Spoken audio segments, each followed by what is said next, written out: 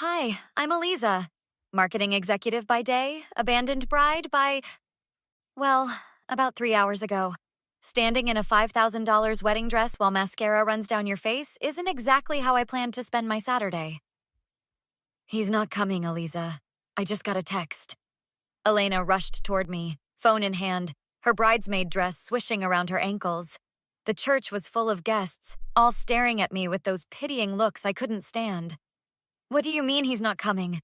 We talked this morning. My voice echoed through the church. The wedding planner was frantically whispering to the officiant while my parents looked shell-shocked in the front row. The text just says, "Tell Eliza I can't do this. I'm sorry." That's it. That coward. Elena put her arm around me as I felt my knees buckle. I should have seen this coming. Jason had been distant for weeks, constantly on his phone, making excuses about work emergencies that never seemed to happen during business hours. Last week, I found a hotel receipt in his jacket. He claimed it was for a client meeting, but it was dated 11 p.m. on a Saturday. "Everyone, please." I started to address the crowd when the church doors swung open. "Sorry I'm late. Traffic was terrible." A familiar voice cut through the awkward silence. Cameron. I hadn't seen him in years, not since before Jason and I started dating. He stood there in a perfectly tailored suit, his success evident in every detail, from his confident stance to the subtle Rolex peeking from his sleeve. "What are you doing here?" I asked, wiping tears with the back of my hand. "Got an invitation months ago. Figured I'd show up fashionably late, but seems like I've walked into something." He glanced around at the tense faces. "Where's the lucky groom?" "Apparently not feeling so lucky today," I said, trying to laugh but choking on a sob instead. Cameron walked straight up to me, pulled out his pocket square, and gently dabbed at my tears. His loss. Catastrophically bad judgment on his part. Elena was already on her phone. "I'm trying to reach Jason, but he's not answering. I called his brother Marcus, too. He doesn't know anything." The whispers were getting louder. My perfect day was crumbling, and everyone was watching the collapse like it was a reality show. "You deserve better than this, Eliza," Cameron said, loud enough for the front rows to hear. "You always did." "I need to get out of here," I whispered. "I have my car outside. Let me drive you somewhere. Anywhere you want to go." Elena squeezed my hand. "I'll handle things here. Tell everyone something. Go." As Cameron led me toward the exit, he suddenly stopped. "Actually, I have a better idea." He turned to face me. "What if we gave these people the wedding they came for?" "What are you talking about?" "Marry me instead. Right now." "Are you insane? We haven't seen each other in years." "Not for real, just for show. Let everyone see you walk out of here with your head high. Then we'll get the marriage annulled. No one needs to know, especially not Jason." I stared at him, mascara-stained and bewildered. "Or," Cameron continued, "I have a beach house in Malibu. We could just go there, drink expensive wine, and plot your spectacular comeback. Your choice." I chose the Malibu option. 3 days of ocean views and expensive wine later, Cameron and I sat surrounded by laptops and papers in his stunning beach house. "Look at this email Jason sent to his business partner 2 months ago." Cameron turned his screen toward me. "He's pitching your social media strategy for Henderson Hotels, word for word from your presentation draft." "That lying snake. I told him about that strategy in confidence." I scrolled through the email chain. "Wait, who's Vanessa?" He keeps referring to our approach with her. "Let me run a search." Cameron's fingers flew across the keyboard. "Vanessa Delgado. She's his business partner at the new agency he started 3 months ago." My stomach dropped. 3 months? Jason told me he was still working at Murray and Pierce until after our honeymoon. According to LinkedIn, they launched Apex Marketing 12 weeks ago. Her profile says she and Jason met at a conference in Chicago last year. The Chicago trip where Jason lost his phone and couldn't call for 2 days. My phone buzzed with a text from Elena.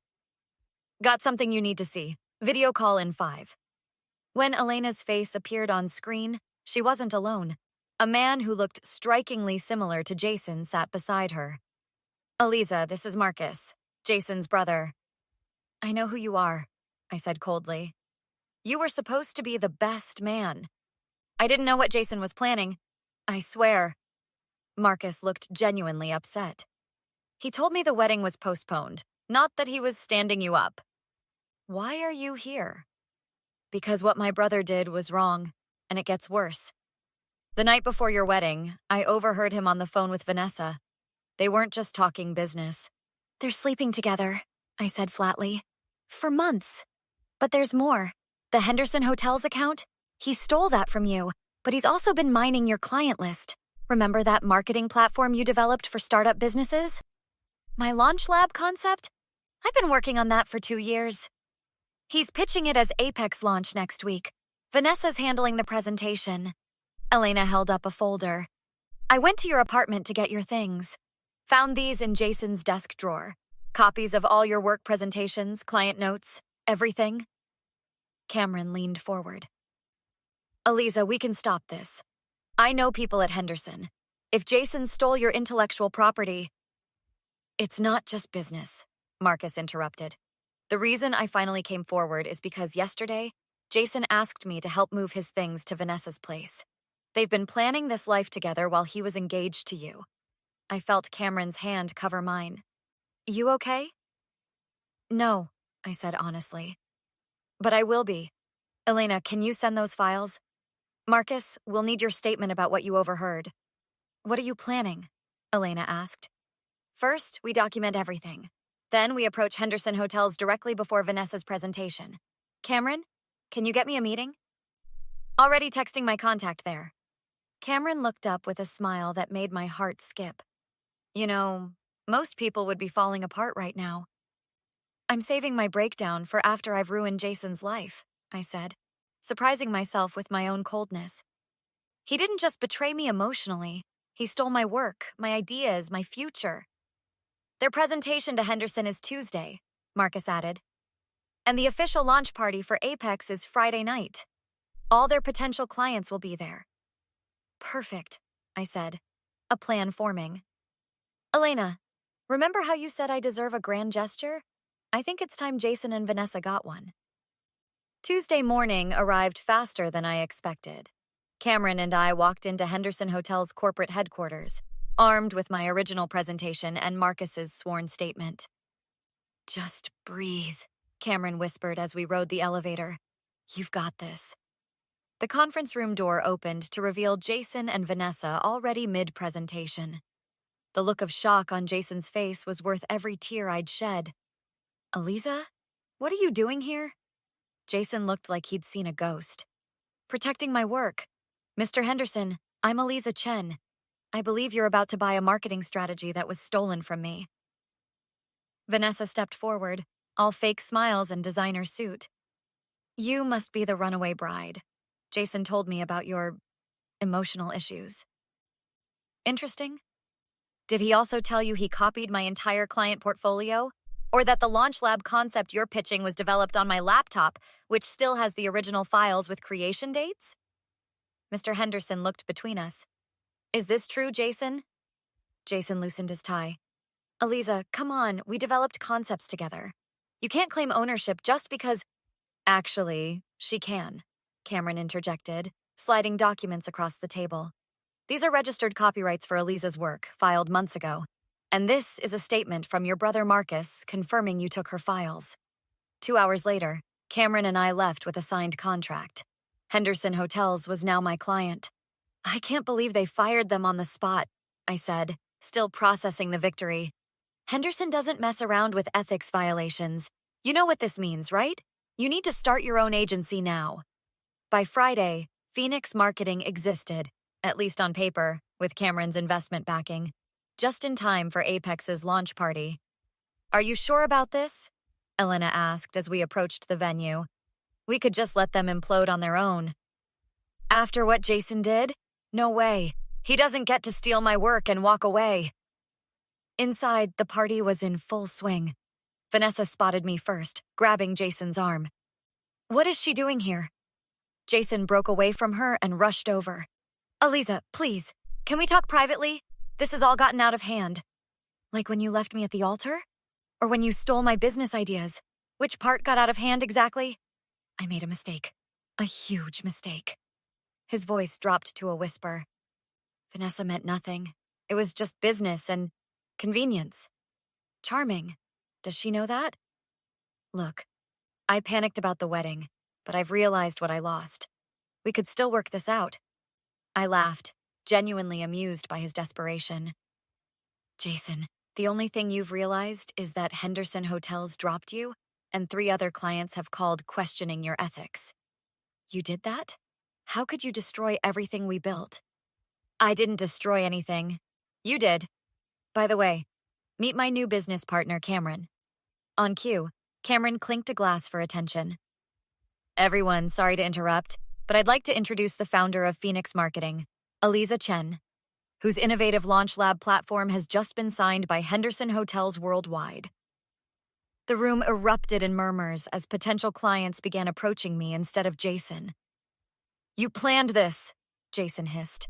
No, you planned this when you stole my work.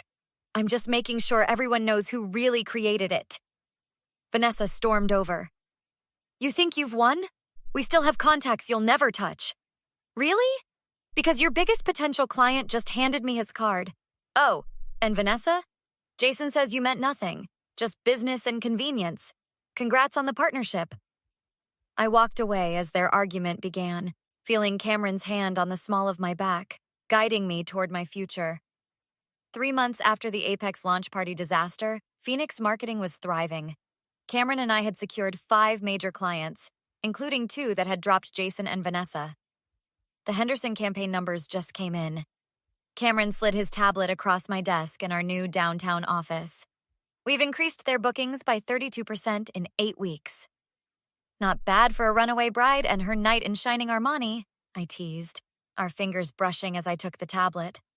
The chemistry between us had been building since that day in Malibu, but we'd kept things professional, focusing on building the business.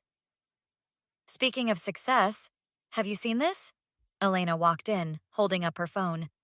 Apex Marketing is dissolving. Jason and Vanessa are splitting up, professionally and personally. Karma's working overtime, I said, feeling more satisfied than sorry. That's not all. Remember how Jason always bragged about his family connections? Turns out he was lying about those too. His uncle at Morgan Stanley doesn't exist. Our conversation was interrupted by a call from the venue for our client showcase tomorrow, our biggest event yet. What do you mean the reservation's been canceled? I felt my blood pressure rising. We confirmed last week. The manager's explanation made my skin crawl. A man claiming to be your business partner called yesterday, said you were moving locations and to cancel everything. After frantically securing another venue, I received a text from an unknown number. Payback's a bitch. Jay? He's trying to sabotage us. I showed Cameron the message. What if he does something at the event tomorrow? Then we'll be ready. Cameron's confidence was unwavering. I've already called security. The next morning, Marcus called with alarming news. Jason's planning something big. He's telling people he has proof you stole his work, not the other way around. He's coming to your event with fake documents. How do you know this? Vanessa contacted me. She's furious about how he treated her. She forwarded all their correspondence, including his plans to destroy your reputation. When Jason showed up at our showcase, looking smug with a folder in hand, Elena was waiting. Before you embarrass yourself, you should know we have everything. She pointed to the screen where Marcus and Vanessa stood with the event host. Ladies and gentlemen, the host announced, an unexpected addition to our program, a short presentation on business ethics by Marcus Chen and Vanessa Delgado. Jason lunged for the stage, but security intercepted him. You can't do this! Aliza, stop them! Why would I? Everyone should hear how you manipulated and stole from your partners, professional and personal. As Marcus and Vanessa detailed Jason's unethical practices with documented evidence, the audience watched in stunned silence. When they finished, Jason was escorted out, his professional reputation in tatters. Later that night, Cameron and I celebrated with champagne on his penthouse balcony. To Phoenix Rising, he toasted. To unexpected new beginnings, I countered, finally letting myself acknowledge what was happening between us. You know, I always regretted not asking you out before Jason did. Then don't make the same mistake twice. As his lips met mine, I realized that sometimes the worst day of your life is just the beginning of something better. Jason's betrayal had freed me from a life with the wrong person and led me to success I'd built on my own terms. The perfect revenge wasn't just watching him fall, it was soaring without him. What would you have done in Eliza's shoes? When Jason came crawling back, she refused to forgive him despite his apologies. Do you think completely cutting toxic people out of your life is always the right move? Or are there situations where forgiveness is worth considering? If you enjoyed this revenge story, hit that like button. Subscribe for more dramatic stories of triumph over betrayal, and share your thoughts in the comments below. What other toxic situations would you like to see in future stories?